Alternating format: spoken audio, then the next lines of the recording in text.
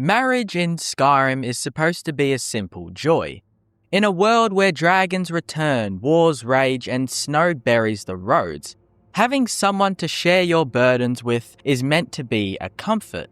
Bethesda designed Skyrim's marriage system as a reward for adventurers. Marry a spouse, move them into your home, enjoy home-cooked meals, and earn a little extra gold from their shop earnings. But not all marriages are equal. Some husbands are loyal and sweet, tending to the home and treating the Dragonborn with respect.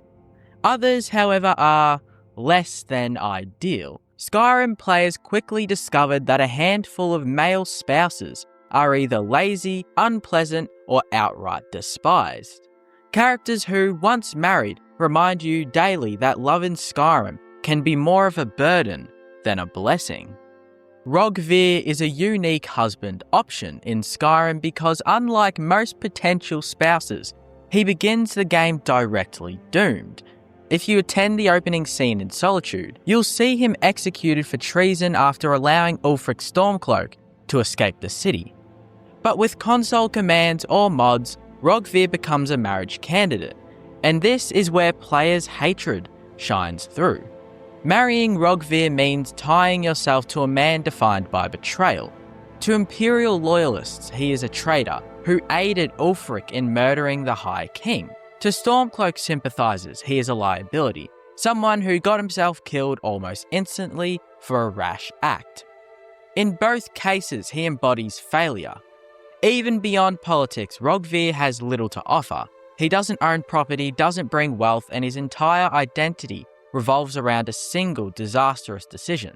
While other husbands may frustrate players with laziness, Rogvir frustrates them with sheer futility. Why marry a man remembered only as a traitor whose blood stains Solitude's stones? For most, the answer is simply you don't. Mikkel, the bard of Whiterun's Bennett Mare, is infamous even without marriage. When you first meet him, he's busy harassing Carlotta, a single mother who clearly wants nothing to do with him. The Dragonborn can intervene, threatening him into backing off, a small moment that reveals his sleazy arrogance. Yet Mikkel is technically marriageable through mods, and players who test this path quickly regret it. His dialogue reeks of smugness, his songs are repetitive, and his ego fills every room he enters. Unlike bards such as Fen in Riverwood, who can at least be charming in a bumbling way, Mikkel is universally disliked by Whiterun's townfolk. As a husband, Mikkel embodies every stereotype of the lazy, self-absorbed partner. He does not work beyond his music, he contributes little to the household, and he acts as though your adventures exist to give him inspiration for another awful song. Skyrim fans regularly cite him as one of the most punchable faces in the game, and marriage only cements that distaste. Not all husbands are loud or arrogant. Some are despised for the opposite reason, their passiveness. Sondus Drenham, a Dunmer mine vendor living in Darkwater Crossing, is a perfect example. On paper, he seems like a decent man. He's hardworking, polite, and willing to marry if befriended.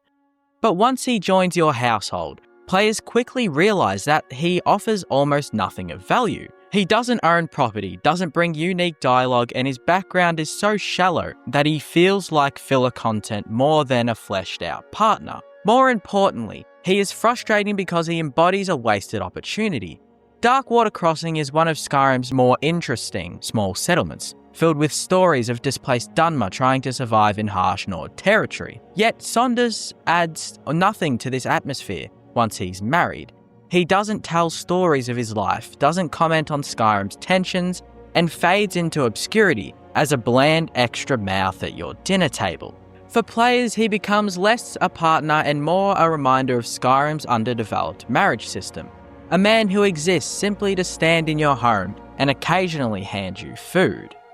Torvar, one of the newest recruits to the companions in Whiterun, is a diversive figure, even before marriage.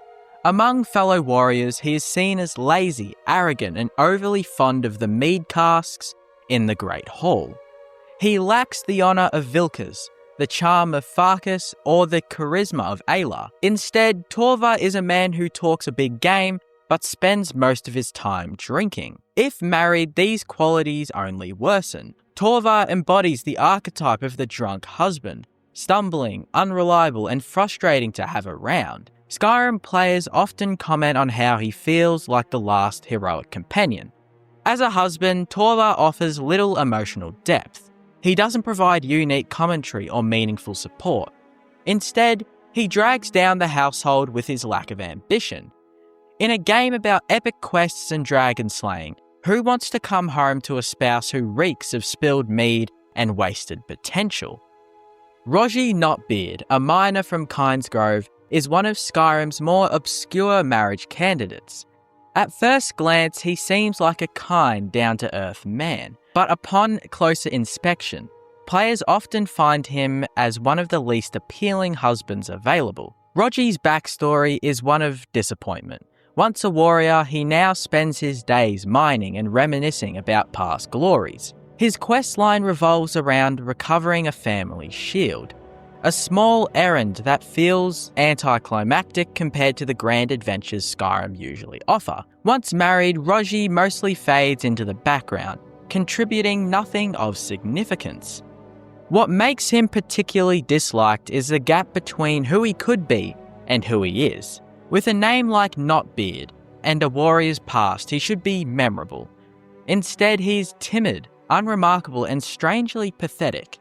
Skyrim fans often list him as one of the least satisfying spouses because he feels like marrying a broken dream. The hatred for Skyrim's worst husbands isn't just about individual characters. It reveals a deeper flaw in the game's design. Skyrim's marriage system is largely mechanical, where an amulet of Mara complete a small favour quest and you can marry almost anyone regardless of personality. This system creates a strange problem. Husbands and wives often feel interchangeable, aside from a few exceptions like Vilkas or Balimund. Most spouses repeat the same lines, provide the same shop earnings, and cook the same meals. The differences are cosmetic rather than meaningful. As a result, players grow frustrated when they realise that marrying Mikkel or Torvar feels no different than marrying a genuinely kind spouse like Onmund. The hated husbands stand out not because they are more useless than others, but because their personalities actively clash with the fantasy of a supportive partner. Skyrim asks players to invest in love, but the system delivers repetition and disappointment. So why do these particular husbands attract so much hatred from players? The answer lies in expectations. Marriage is supposed to be a reward, a comfort, a safe haven in the chaos of Skyrim. When the man waiting at home is arrogant, boring, or useless, that comfort evaporates. Players don't hate Rogi Notbeard or Saunders Drenham because they're evil. They hate them because they're disappointing. They hate Mikkel because he's irritating. They hate Torvar because he's lazy. They hate Rogvir because he's defined by failure. In every case, the marriage fantasy is broken. Instead of a partner worth adventuring for, you're left with a dead weight. Skyrim is a game filled with choices. You can be a hero or a villain, a mage or a warrior, a thief or a noble knight. But one of the strangest choices is who you marry.